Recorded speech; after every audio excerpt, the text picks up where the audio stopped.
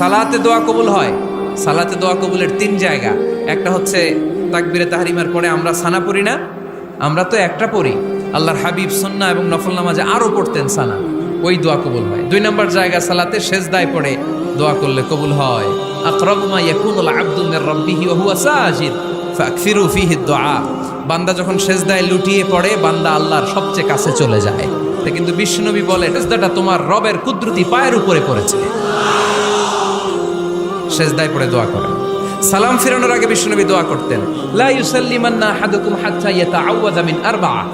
আল্লাহর হাবিব বললেন, চার জিনিস থেকে পানাহ না আছে আমার কোন উম্মত যেন সালাম না ফিরায়। তারা যেন পড়ে, আল্লাহুম্মা ইন্নী আউযু বিকা মিন আযাবিল কবর, আউযু বিকা মিন আযাবি জাহান্নাম, আউযু বিকা মিন ফিতনাতিল মাহইয়া ওয়াল মামাত, আউযু বিকা মিন ফিতনাতিল মাসিহিদ দাজ্জাল। আল্লাহ কবরের আযাব থেকে বাঁচাও, আল্লাহ জাহান্নামের আগুন থেকে বাঁচাও, আল্লাহ জীবন মরণ